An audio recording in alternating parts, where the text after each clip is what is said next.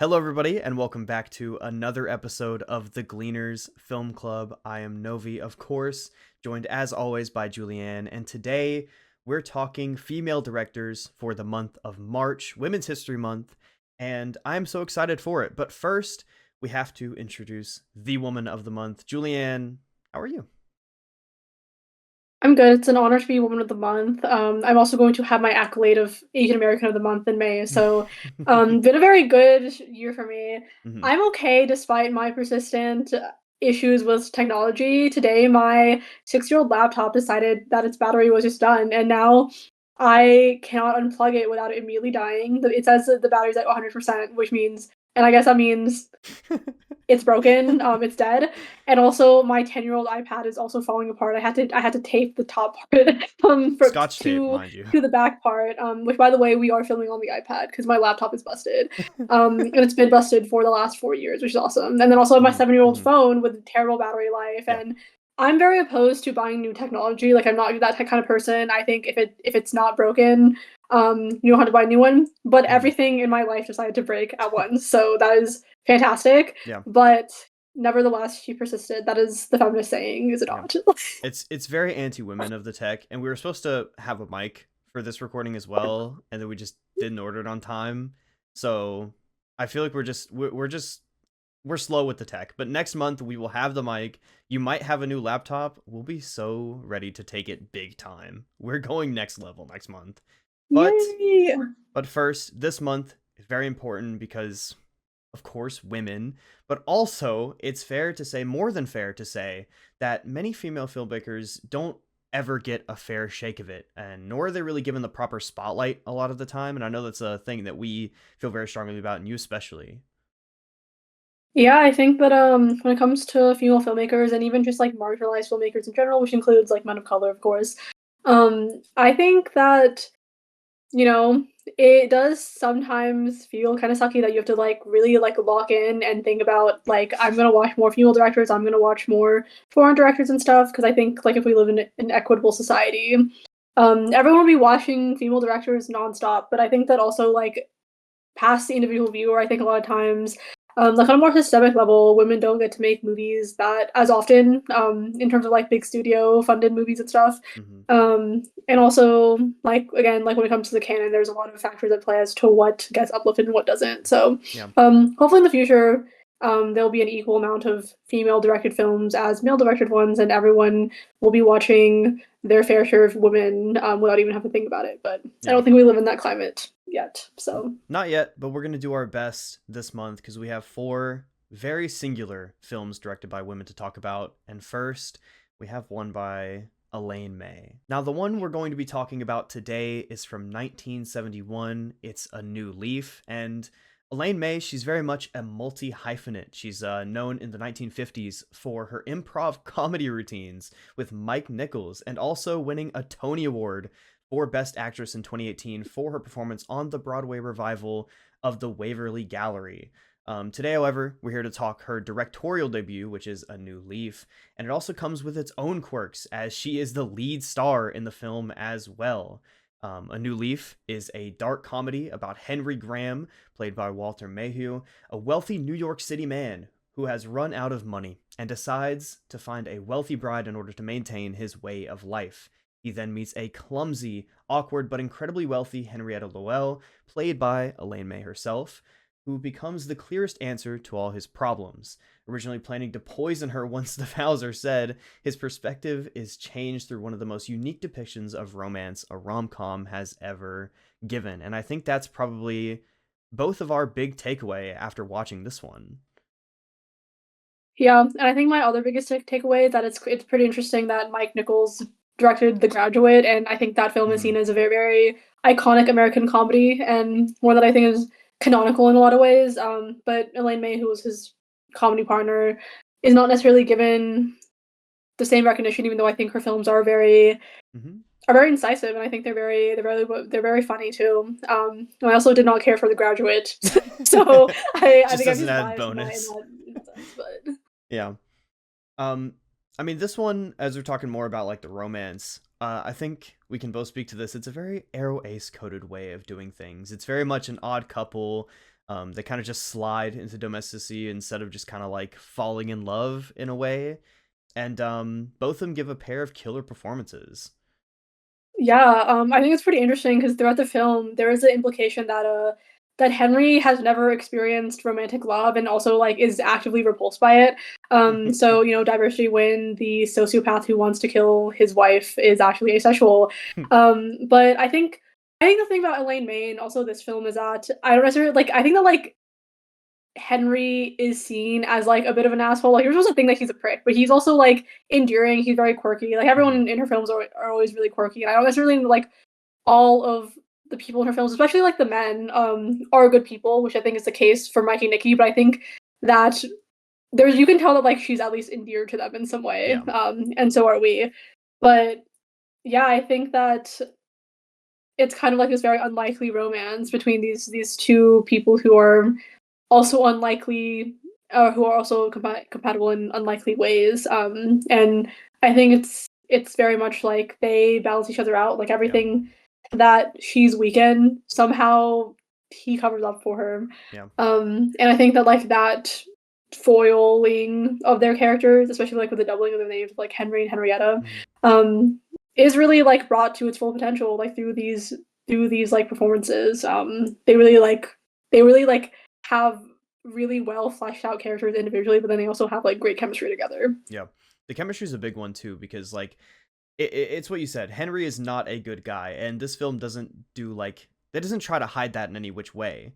But also, it takes a lot of humor from it, where a lot of his just like he's very exasperated sighs, or basically him outright saying he'd like to kill her, is more funny than it is kind of like dark and brooding in a way, which I think works for just the kind of style of comedy that this film goes for. It hits every time for me. Yeah, it's a very dark comedy, and I think the perspective of it is very interesting because like I think that Elaine May obviously like with between this and Mikey Necki, she like has a knack for writing very difficult men, and it's like the perspective is Henry's rather than Henrietta, but I don't ever think that like the film deprives Henrietta of humanity. Like yeah, she's a little Mhm. clumsy, she's a bit like She's airheaded and stuff, ditzy. but Yeah. she is also like a very unique character unto herself, and she's very endearing in her own way, and she has her own passions and her own knowledge and stuff. I mean, she's very accomplished botanist. So Hmm. I think it's what's interesting is that I think a lot of the comedy lies in like Henry's own delusions, where he's Yeah. like, I think it's like very much a film about how a lot of times men fail to see women and how the joke is kind of on him because she's literally read from him this entire time. Yeah. And it's just sort of he just can't get out of his own way to see it really. Yeah. And the one time he's able to is when she takes one of her passions. It was her big life goal to find this fern. And she finds it and names it after him. And that's one of his big realizations that now hold on, maybe this thing ain't so bad. And that's when he kind of gets more domestic with it. And they just they settle a lot, which is I found to be quite endearing just as a It's overall result. endearing, and I think what's interesting is that I could see people interpreting it in like different ways. I think that like I'm endeared enough to them to be like, okay, Yeah. they sort of slip into this like untraditional romance. But I think there was another reading in which not May, Elaine May, Mhm. that's mother, but in which Henry only sees Henrietta as worthy of his like of being seen by him when she grants him immortality and makes him rich in like another way. Mhm. And I think that like I think the kind of like ambiguity in terms of like whether or not we're supposed to read them as like romance positive or like romance negative is Mhm. because of like the cuts, which I think we can get into. Yeah, I mean, the studio cuts are a big thing with this film. I don't know if everyone knows about it, but the story goes, May didn't show Paramount a rough cut of the film after 10 months of editing. So Robert Evans, who's another guy in Hollywood, producer guy, just took it away from her and recut it. And though throughout the whole time, May retained the final cut approval, so there was that. And the only thing was her original version ran 3 hours long, and this one runs about an hour 40. Her version contained two separate murders, both of which Henry commits, and there's a lot more subplots about misogyny, and I think it tries to tackle that a little bit more rather than it being more of a comedy situation. May was not happy with these cuts. Of course, it was not her version of the film. She tried to sue Paramount from keeping it from being released, She lost, and now we have this version. So my big question to you, Julianne, is what works and what doesn't with the shorter version of the film? Yeah, I think that definitely the subplots, especially like the subplots about misogyny, I think would have been like really, really good in order to understand what Elaine May's intent was in terms of again like reading the sexual relationship and whether or not we're supposed to see like the conclusion is like Hmm. it, did she fix him? Did she fix him and like now he's like this like better guy, or like is it more just that he's like resigned and it's like this more like negative viewing of it? I think that definitely for me, the film I think still really works in terms of like the humor's there, the acting is there, the chemistry is there. Hmm. I did feel that like it seemed like there was a lot cut in like the back half of it, where like so much of the film is like leading up to them getting married, and then I Hmm. feel like we only spent like 30 to 40 minutes with them as a married couple, and so I feel like with that turn again, um, in the end that Henry makes, to not kill her. Wait, spoiler, my bad. Hmm. But I, yeah, I don't know. I think that it is kind of unfortunate because I feel like obviously I think the stuff that got cut was probably very good in order Hmm. to understand again what May's intent was, but um I don't know. I think it is kind of sad because like I do love the movie so much, but I can't help feeling bad that like we got a version of it that maybe was not what she wanted entirely. Yeah. I don't like it's kind of like you said too. I don't think the cuts take everything away from it. I think you could still tell a lot of these themes and you could still like sense them. It's just less out there than I think they deserve to be. And if this was given the full 3 hours, it would work less as like a big wide release. I don't know if everybody would like love it after they saw it, but I think it'd be a more interesting film. Not that this one isn't interesting, but I think it'd just be more interesting to think about and to dissect rather than just being like a very unique rom-com as it is now. I think it'd say a lot more if we got the full 3 hours. So I am disappointed. I wish it was out there that we could like find it somehow. It's just like impossible, of course. Maybe one day. Who knows? Yeah, but I mean also like that's also women's history though, because like what Yeah. iconic female artist has not had a project go away from them a little bit? I mean, like, girl, I can relate. Yeah, But you've been through it. You've that's been like through the more for another tribulation. time. Yeah, yeah. I think this film is incredibly underrated still, to be honest. We have like four deeper cuts, I would say. And I know more people know Elaine May through Mikey and Nikki, but I think this one deserves a lot more people's viewing, especially lovers of rom-com, you know? It does, and I do think that I feel like the tide is turning a little bit on Elaine May because I do feel like I've seen Mm, a lot more people talk about A New Leaf, which is like awesome. Because I feel like I still need to see The Heartbreak Kid, which I think is like in the same vein as these two films, mhm. and Ishtar, which I don't really know much about, but apparently it was a disaster. I'm sure it'll be great. I'm sure it'll be great. But I think overall, Elaine May is someone who I think she's one of my favorite filmmakers who like has like made films about masculinity because I think Mm, in a weird way I think she kind of seems really endeared and like entranced by masculinity mhm, and like her male characters being like these very flawed people, which I think she makes them kind of charming but also flawed. mhm. And she sees both sides of it, which I think makes for really dynamic male characters. The hashtag man written by a woman, whatever the fuck, but Yeah. yeah.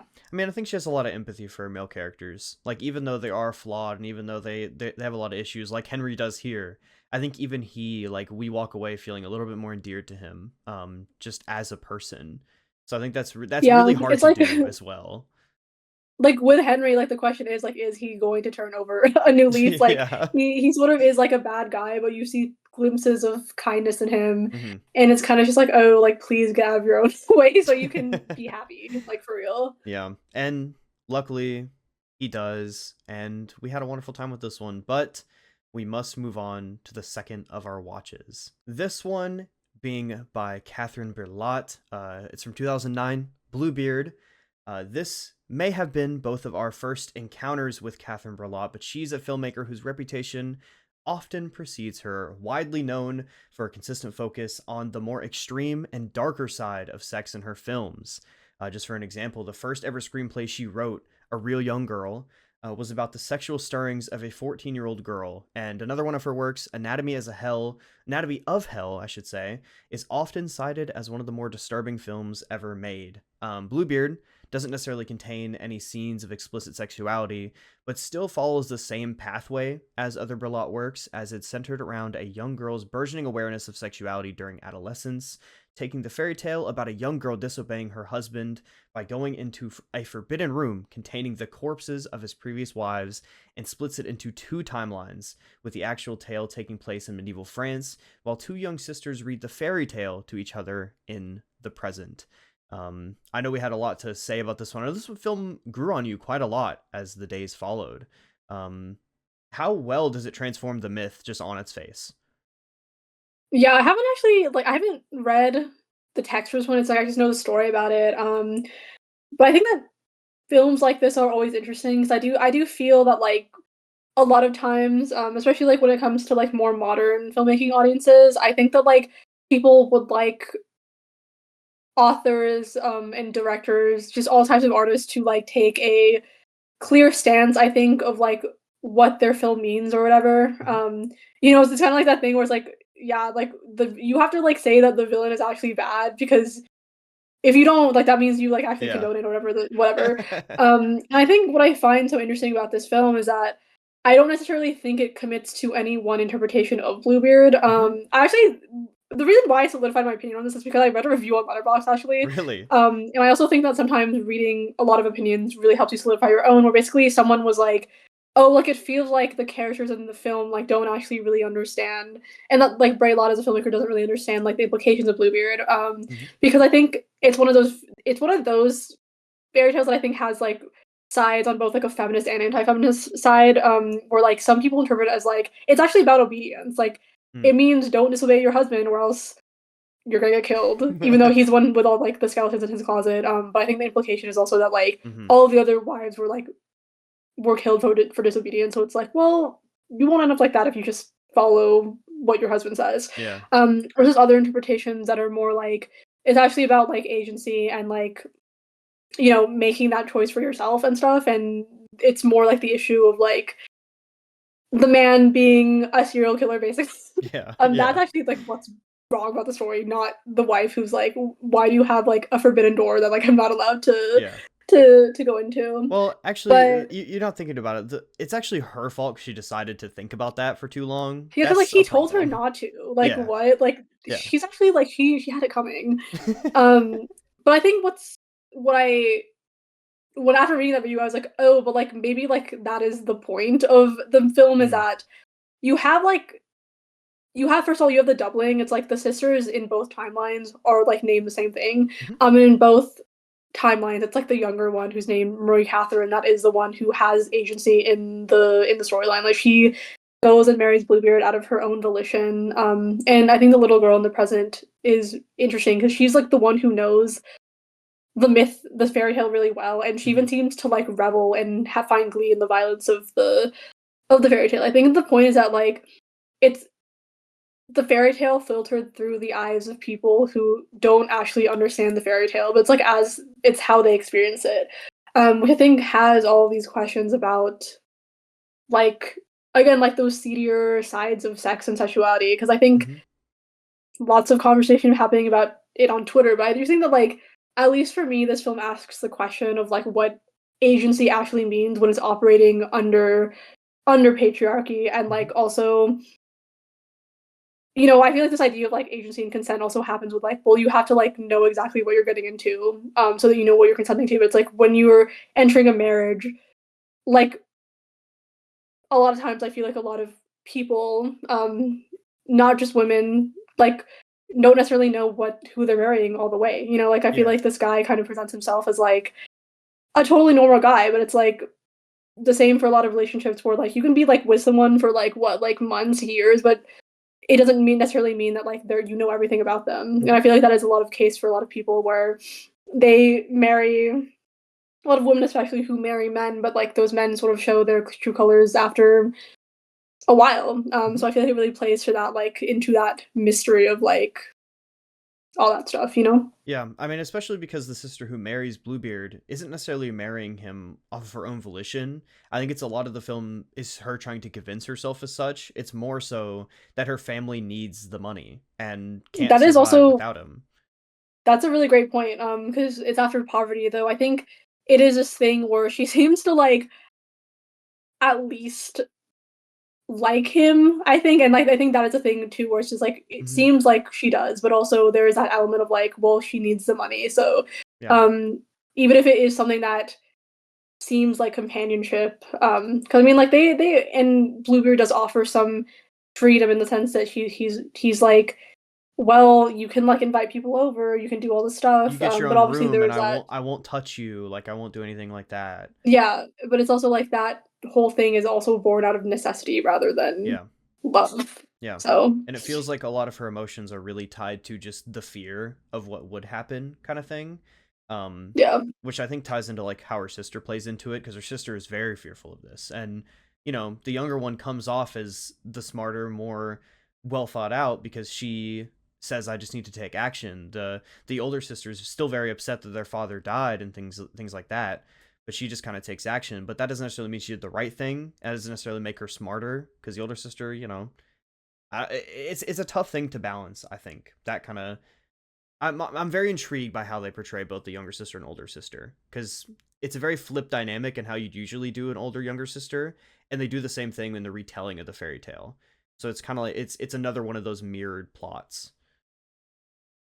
Yeah, it's I think also what's like notable is that they go to like a Catholic college at the beginning of the film, Yeah, and then I think there's like a comment about how like the nuns like, oh, Marie Catherine is like the one who's kind of like not like I don't think she says impure, but she says like she's like not as like godly like yeah, of a woman as like her older sister, but like it's kind of Marie Catherine who is like helping out more her mother and stuff.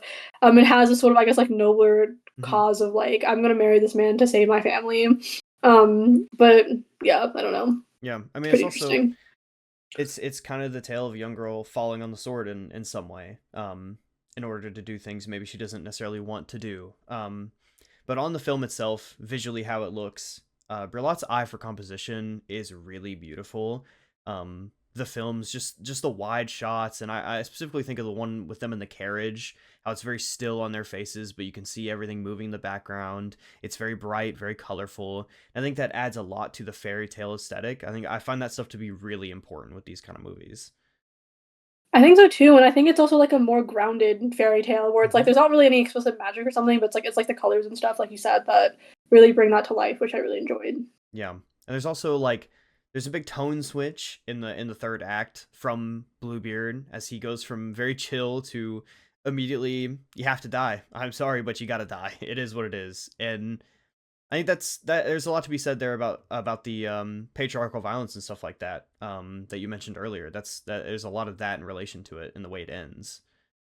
Yeah, it's also I think worth noting that you never really find out like first of all like why he killed these women. I think that like I don't know if it ever says like in the movie, but I guess like if you're going off the fairy tale, like it's like the women died because they opened the door and like Yeah, therefore like they have to be killed. But it's also just like it's kind of this like very arbitrary thing where it's like, well, you didn't do this thing, so actually like you have to die. yeah, Um, though I think what I find interesting is that I feel like he comes off as more like tormented about it. Like he doesn't necessarily like it's never like he's this like cartoonish character. He seems actually yeah, like he's like, "No, you have to die," but then it's him who's doing who's doing it. yeah. Which I think makes it, I guess, a little bit more nuanced in terms of how it was like played by the actors. That is kind of funny to me. She goes like, "Oh fuck, you dead ass have to die, bro." But he's gonna be the one who's gonna have to do it. He's in some way he takes a little bit of pleasure too. Like you can kind of tell he cuts her throat a little bit. Doesn't not to kill her, but just a little bit. He's like he gets a lot more aggressive about it. Feels like it gives him something. So that's also interesting to note with the tone switch. But yes, this is a really interesting watch. I think it was again, all these films are very unique from one another. I think the fairy tale, we always have a fairy tale in each of our months. And then Catherine Berlotte is a very interesting filmmaker. I feel like this is maybe the chillest way to start, but there's definitely more to be found in her filmography, I think. Yeah. Well, on that note, we must go to number 3. From 1992, we have Just Another Girl on the I.R.T, directed by Leslie Harris, and to this day, this remains her only feature film to date, with it centering around a 17-year-old black teenager named Chantel, who lives in the projects of Brooklyn. She's incredibly smart, but aspires to break free from where she's growing up by graduating high school early and becoming a doctor. However, along the way, due to a lack of understanding at the time, she's forced to confront the impact of her own teenage pregnancy on her dreams. In an interview with Beth Coleman of the Filmmaker magazine, Leslie Harris recalls how difficult it was to get this film made, citing her wanting to avoid the cliche drug obsession accompanying male violence of most street films not being something anyone was interested in, and a sexist blockade, saying, I knew I always wanted to do a feature-length film. That seems kind of obvious. But for a woman, I really wasn't encouraged. People feel that a woman can't handle a feature-length. I was told, hey, why don't you make it into a documentary? Except for Julie Dash, we haven't really had an African-American woman who has done a feature-length black woman film. This one was shot on only a $130,000 budget as well. Most of that money came from organizational grants. But towards the end, Harris ran out of money, and author Terry McMillan and filmmaker Michael Moore had to step in to push it over the line and get it made. In 1993, it screened at the Sundance Film Festival and won the Special Jury Prize for Outstanding First Feature for Harris and secured distribution afterwards, making I.R.T. the first film directed by a black woman to get wide release distribution. And Julie, after all that, how big of a shame is it that we never got more Leslie Harris movies? I think it's a big shame, because the movie actually ends with the phrase, I think the movie that like Hollywood dare not do, Mm-hmm. which I think is interesting because I feel like Hollywood still does not dare to do these types of films on a consistent basis. So Mm-hmm. very unfortunate. But I also feel that at least this film is still getting screened. I Yeah. feel that's actually great that this film Hey, has such a long lifespan because we found I this thought it on was quite Canopy. good. You could go watch it on Canopy if you have a library Watch it card on right Canopy, now. you guys, because also watch it on Canopy because Canopy requires a library card, and we should make the government see that people like libraries, so everyone get a library card, and Keep that's them one of my takes. funded. But yeah, this film was also super interesting, and like I know she spoke about it specifically, but it does kind of it doesn't go fall into any cliche. It's very unique in the way it presents Chantel and the way it presents its story, often breaking like the fourth wall and having her speak directly to the camera about her own inner monologue. I found that to be a really interesting style for this kind of film. Also noted when we watched the film, I think that there is a lot of current discourse, and there has been a lot of discourse on the idea of like trauma and like especially like depicting the trauma of like a lot of marginalized groups. And I think that like this film certainly doesn't shy away from that. Seeing as like obviously Chantel is from the project, she lives in poverty, and there is also the teenage pregnancy of it all. But I did really like how the fourth wall breaks to me like gave her, I think, a lot of agency in the Mm-hmm. narrative, and I think it stopped it from feeling like we were just voyeuristically experiencing her issues, but rather sort of made Chantel like the subject of the film rather than the Yeah. object of it. Does that make Yeah. sense? It made the film more of like a message rather than just being like a character piece. And Chantal herself is a really interesting protagonist. She's very naive, I think, in the way that everyone her age is, everyone who's raised in that environment, and she does get the deserved consequences. I mean, she has a teenage pregnancy, but you still root for her, and I think those fourth wall breaks do a lot for that. But it's also just getting a glimpse into her life. You see that it's not necessarily her fault the way it's turning out. Yeah, I one of my friends on Letterboxd's review was like, "I've never been more stressed out for a character," and I do think that Chantel is pretty exasperating. Like, she's very smart in some ways, very dumb in others. But I think that's also the triumph of the film because I think also when it comes to representation, I think a lot of people want it to be very palatable. Hmm. I'm thinking about Better Luck Tomorrow, which is about an Asian American crime ring of teenagers, which also a film I think a lot about. Because at Sundance, I think as well, it was like there's like a guy who was like, "Oh, do you not like feel bad about like portraying your community like this negatively?" And then Roger Ebert was like, he could like do whatever he wants. Like it's fine. I do think that still we struggle sometimes with feeling like stories of marginalized people are catered to like a more mainstream white audience. Hmm. And I think that Harris is making a film that does not necessarily like want to or aspire to appeal to those audiences, but I think because of that, it sort of pushes. I think it sort of like really pushes the audience's empathy for in terms of like trying to empathize with a difficult character that like maybe Yeah. you haven't seen before because a lot of like we don't get a lot of like black woman characters who are allowed to be like this messy. Yeah. We're allowed to be so flawed, but also so clearly smart. And you hate to see any character kind of like hinder their own development and their own growth. But she does it so specifically that you still root for her. You still want the best. And something to note too is Ariana A. Johnson's performance of this pro tag. She only got to be a part of 2 other films in her career, very background roles, not main character, but she is so good at keeping this thing balanced. It's really notable. Yeah, all I have to say is I second everything that you said. The film is also super unique. It should be mentioned. Very handycam style. Um, it's a lot of movement. The soundtrack is very hip hop centric. It's fucking awesome. I'm gonna be honest with you. I loved every second of it. But maybe the biggest takeaway of the film, the biggest section of it, I think deserves to be spoken about is the birth scene, where Chantel does unexpectedly give birth, and it just kind of happens. It's a huge tone switch, but it's honestly kind of haunting how drastic the tone switch is and how just very on the nose it is. It should just kind of happens. It's really scary. I'm not gonna lie. Yeah, sorry for that. My parents are talking. If anyone can Oh, just that's hear right. like Tagalog in the background, that is what is happening. It's okay. They're talking about dinner, but I think that Chantel's very interesting because again, she feels like she's a smart girl, but then she's also like she's still a teenager and she's a little bit frustrating when it comes to how she deals with her pregnancy and sort of just like avoids it until she can't anymore. Mhm. But I thought like it's like one of those films again that I think has a difficult main character and sort of I think that the logical conclusion of how she acted happens in terms of like Mhm. her giving birth, but also like I think the film is still very sympathetic towards her. I'm very scared of pregnancy. I'm like horrified by pregnancy, Yeah. so that scene was very interesting for me to watch. But it was a very great scene. Yeah, So it was a great scene, but it was a hard watch. I'm not gonna lie to you. It's a tough one to get through. And also the film, it ends on a very positive note, which I think it's a very hopeful note. I should say it's a better word for it, which I think is really important for a film like this. It's very important for how you said the agency of the character.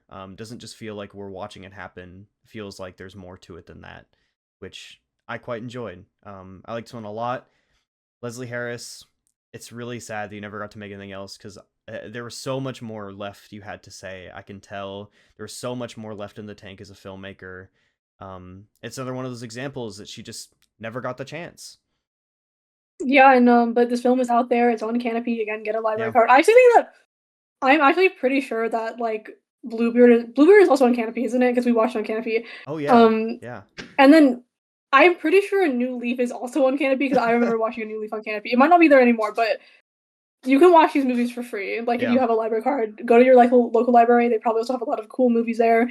Hmm. Yes, Yeah. that's all I have to say on that. And our next movie, the last movie we're going to cover in this video, is the most free it could possibly be. That one being Karnal, or its alternate title, Of the Flesh, from 1983. This is a film directed by Marilu Diaz-Abaya. This is the last of a loose trilogy of feminist films by the filmmaker. This one set in 1930s, centered around the newly married couple of Narsingh and Puring as they move back to Narsingh's home of Miluin from Manila after he fails to make it big. This town, as we are told, is filled with a history of violence and tragedy, likened to hell even by the narrator of the film, which we experience firsthand throughout seeing things like rape, assault, suicide, and a lot more taking place. Something to note about this film, something very important, I think, is that it was released during the Marcos regime of the Philippines. The crew actually had to put white flags around their sets while filming in a certain location because there were several NPA rebels in the area. Julianne, you are the biggest proponent of all things Gothic. I know this film has stuck with you a lot. It's one we both really enjoyed. So I want to know how you feel about the way this one tackles the Gothic.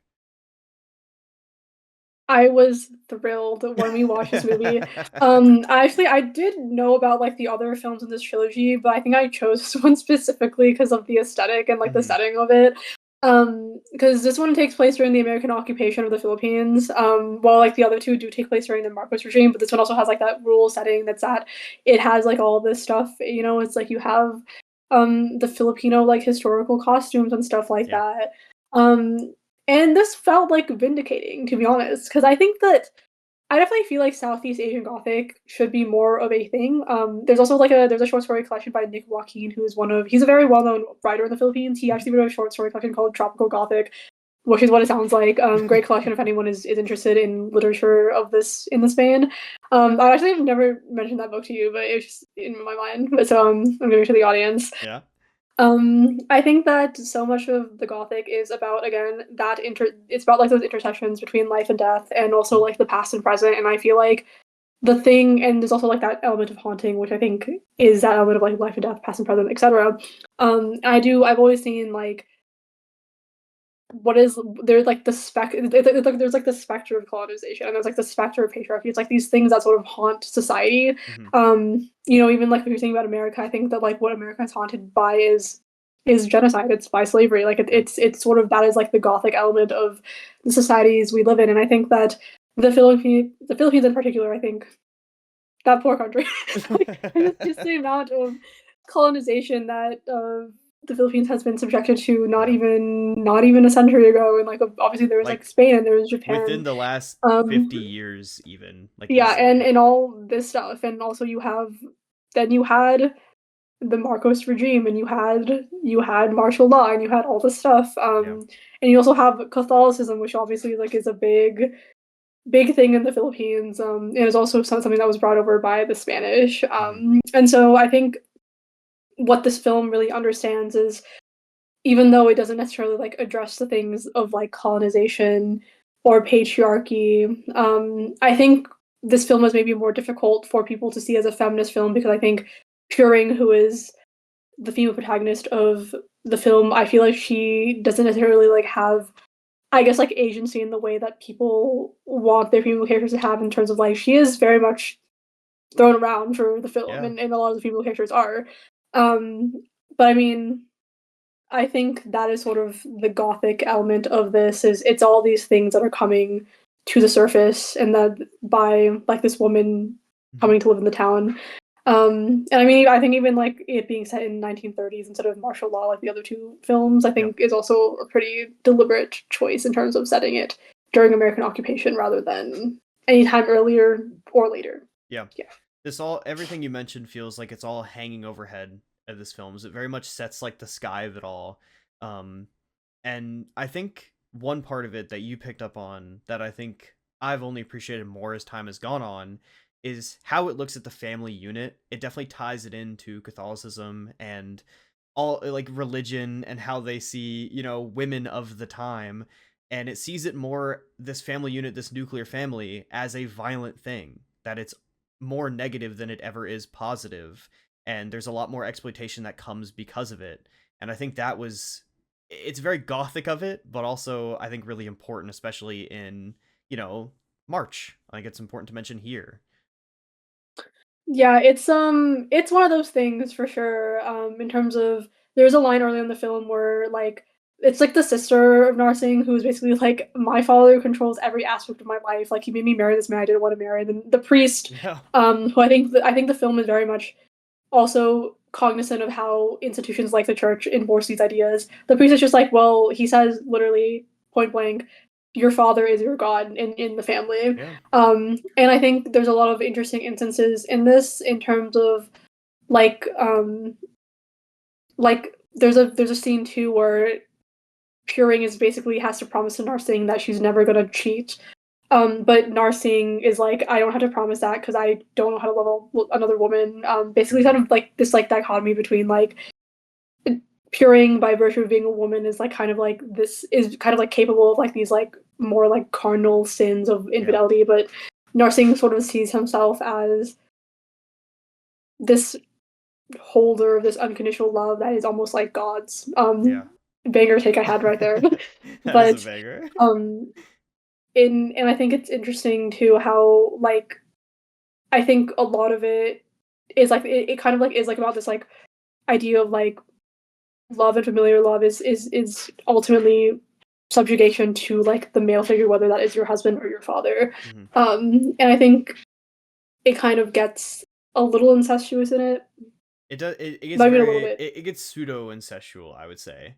pseudo incestual. I think in terms of how I guess like the sister, like her sexuality specifically, is controlled by her father and her brother. Yeah. And I think again, I think it does have this like uncomfortable implication, which I think is explored in other texts. I think we just finished watching the first 9 episodes of Twin Peaks, Yeah. season two. So I think there is this idea of incest as kind of people don't want to talk about it, but I think that incest can a lot of times be like a very dark manifestation, maybe the most extreme, one of the most extreme manifestations of patriarchy, because it's like Yeah. again, it starts in the family, and when it comes to your father, your brother, like that is your first brush with male figures a lot of times, Yeah. and there could just be like a very toxic dynamic there. So, Yeah. Very much so. And I think yikes. there's another toxic dynamic. You mentioned it, like how I think all of the men of this film see themselves as at least gods of the family unit. I know Narsing's father and himself sees themselves both as gods over one another at times, and the film is really brutal. It's honestly discomforting to watch, especially like when it comes to like the rape scenes and stuff like that. And I think that brutality is like the god of it all manifesting, and you're not supposed to like afterwards how the women of the family react to this violence. They're just supposed to see it as another thing. Like it's not something to look down on them because they're God. You're not supposed to look down on God. That's the whole point. So that's why I think it like reinforces that narrative a lot. Yeah, and kind of to connect those 2 points of like the brutality, I think one of the reasons why it's so uncomfortable too is because they do make a point that Puring looks like Narsing's mother. So first of all, there's an Hmm. implication that he married a woman that is exactly like his mother. So that like and that there's that kind of like family unit of like Yeah. weirdness. Yeah. But also I think what's so interesting is also that and like we figure out that like the mother committed suicide basically, and so a lot of I think why Narsing is so abusive towards Puring towards the course of the film is because well she reminds him of his mama Yeah. and that's also why his father is also immediately suspicious of her. But I think the title of the Flash and like Karnal is like so interesting because I feel like it is kind of like almost familiar of like to be of someone's flesh, like to be someone's family Yeah. is like to be of their flesh, but also there's another side of it too where I think it's about fleshly pleasures as being the root of sin, but I think there's also this element of like Elena commits suicide, and then there's like a scene where Puring puts on her wedding dress, and that is when his father tries to essay her because she Yeah. looks like Elena, and I think there's almost like the sad aspect of the film that is like because women have flesh because they have bodies, like they are also able to be subjugated and controlled, and it's almost like your corpse has to be rotting in the ground and Yeah. turn to dust for that to not happen to you, Yeah. which I think is pretty sad, but also not necessarily untrue. I think. Yeah. There's definitely some truth to it. I think this film captures that idea really, really well. Um, Obviously, I think we both walked away saying we need to watch the other two in the trilogy. I think those are because from what I can tell, they're very different films. All three of them. They each are set different times and under different circumstances, but they're very singular and they all kind of encompass the same message, which I think is important as well. Um, but yeah, this thing it's a tough watch, and I think it's one of the more like brutal films I think we've seen, like at least together for sure. But I think it is very important, and the best part of it all is that you can just find it on YouTube. The entire thing is on YouTube. if you want to go It's in search it terrible out. quality, but it's on YouTube with English subtitles. It's in terrible. You can Um, find there's a restoration on Amazon, but it's like $4. Don't buy the restoration. Watch in the terrible quality, and sometimes the subtitles are misspelled. Sometimes they disappear. That's the point. It's important that you that's the watch it that point. That's the way. love of the game. Mm-hmm. I have another point that I was gonna make, and Yeah, it go doesn't ahead. really. It kind of fits into what we've been saying, but I think also why I feel like the film is kind of like I think it has the right idea too, where like I think a lot of times films try to make this like distinction between like city and like the rural like sort of side of it, where like the city is like very progressive and it's Mm. very like all this stuff, and then like the country hicks are like these super conservative like kill all women Yeah, like type yeah. deal. But I think what I find so interesting is that Narsing he's from the countryside, but then he does live in Manila for a while. Mm-hmm. But I think what's interesting is that he doesn't become like a more progressive or better man because of it. In fact, like the conditions of the city are like what are partially like would force him to be so controlling Yeah. because it he sort of has no power in the city. He sort of just turns to his wife and is like, I'm gonna control and subjugate my wife for that. Um, and again, I think it goes back to that idea of like these specters of like patriarchy, these specters of colonization, where it's like it kind of like just like reaches everyone. It reaches everyone in the city. It reaches everyone in like the countryside. It doesn't matter Yeah. where you are. It doesn't matter who you are. It's just this thing that you are subjected to, and a lot of times perpetuate. So Yeah. And good for her for doing that. yeah, and Narsing is always like throughout the film, he's searching for that control, and every moment he kind of loses it in Manila. Like he just doesn't find it there. So he takes his wife from Manila, brings her back, and uses that as a form of control. Even though he constantly says he's gonna go back to Manila, this is it's really obvious that he's not ever going back. Like he's going to stay here forever. And I think it's also important to note that Puri, once the film comes to a close, she doesn't really get a resolution. There's multiple interpretations of the ending. There's multiple ideas of where she might have gone after, according to the narrator and other people throughout. Maybe she went back to the city and just got her same job as she had before. There's a rumor that went around the town that she went back to be a sex worker. Um, it's very it feels on brand for the movie. It feels like the right way for a story to end, even though it's very tragic in some way. It's kind of just left up to speculation. Yeah, and I think it goes back to what I was saying with Bluebeard, where I think people have this conception that for a film to be feminist or for a film to be progressive or whatever, it's like it has to have like these very like loose ends. Like, okay, yes, like the women have to have happy endings. Like they Mm-hmm. can't, there can never be. But it's like I think that like I think that the film exposes things that are very truthful about the condition of women in Yeah. society. And I don't, and even though that doesn't necessarily terminate in like a happy ending for them, I think that it's still like a valid mode of trying to portray these ideas to like make it more tragic. Yeah. I don't know if they're gonna get me for on that for on film Twitter, but yeah, that's just my opinion. Yeah, but That's my opinion. I think you're onto something. I mean, Peering is basically just kind of left to live with the everything that happened and move forward, and no one really knows how she moves forward, but you kind of just do, as I Yeah, think a lot of women no, no, are. no. Clearly, we need to make a remake where actually like it's kind of like Isabel in Emerald Fennell's Yeah, there Wuthering you go. Heights, where Yeah, where actually Turing is like, I actually like this, and I'm gonna stay here. Like that's no, that's real agency. That's real yeah. feminism.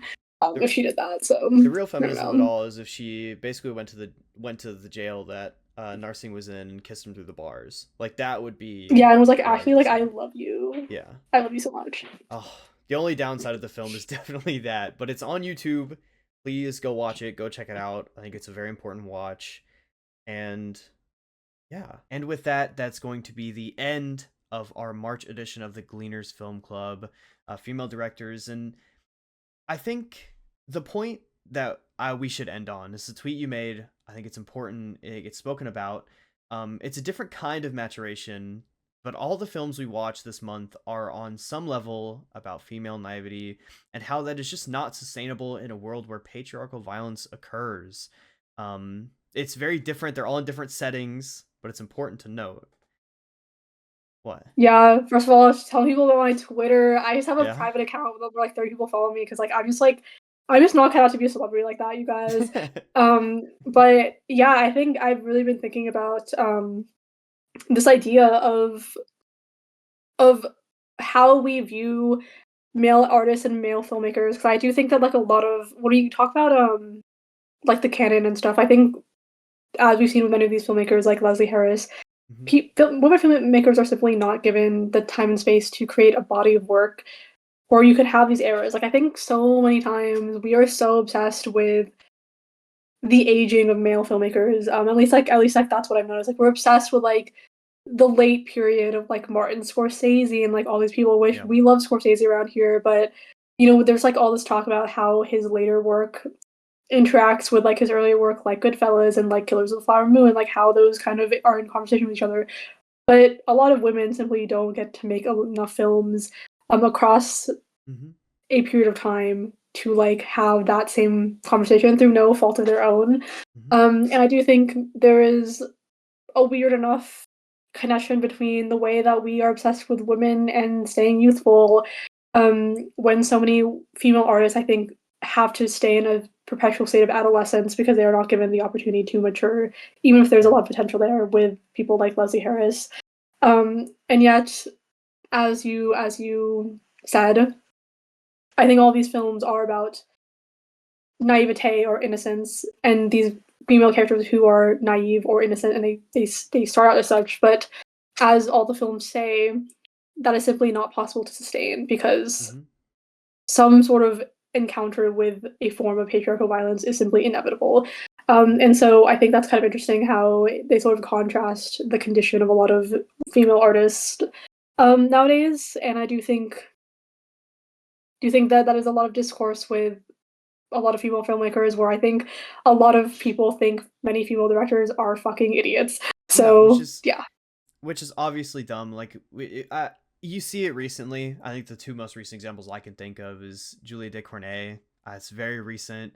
Um, and Chloe Zhao, I think, gets a lot of criticism all the time, and people think that these women just should not make movies anymore. And I just I think that is so stupid. I think that's why it's so important to highlight these filmmakers and to continue to watch their films and maybe when they make something that you don't like, proclaim that their work is then invalid and it serves no purpose in the canon of film.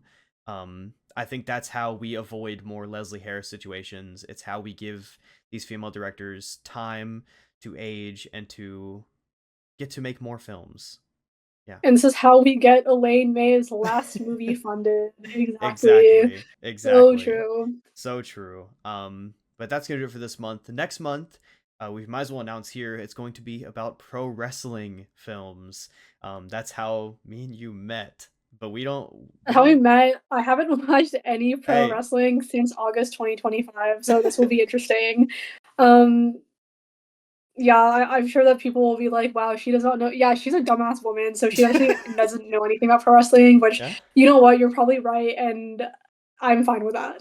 So yeah, yeah. It's definitely just not true, by the way, mind you. But you know ball. I've known this about you. Know ball, and I watch wrestling now, but I do it for a check, and those checks are paid for. They got the name by Joel Holbert of the Late Night Grin, and that's who is going to join us next month. It'll be our very first guest on the Gleaners Film Club. It'll be the first of two because we have another one up, like a few, like not next month, not the month after that, but the month after that too. So it'll be very fun to have Joe on the channel. Love Joe. I think it'll be a very interesting conversation about all pro wrestling film. Like four of them, not all of them, but four of them. All very unique, all very interesting. So hell yeah, lock in for next month. The preview should be out very shortly. Maybe even by the time you're watching this video. But for now, Julian, what was your favorite of the four films? Karnal. I stayed with my Filipina sister, Yeah, so yeah. God And what was bless. yours? I'm going A New Leaf. I love that movie. Okay, T. Yeah, Yeah. two great picks. Thank you all for joining us. If you did enjoy this episode, make sure to like the video, make sure to comment your thoughts about any of these films, anything you may have to say about female directors, any recommendations you might have for us to go watch. and stay tuned for next month. Also check out the Gleaners Film Club Substack, where Julianne does write-ups for each of the 4 films every month, does the preview. Please check that out. It'll also be linked below. And yes, we'll see you next month for another episode of the Gleaners Film Club. Goodbye.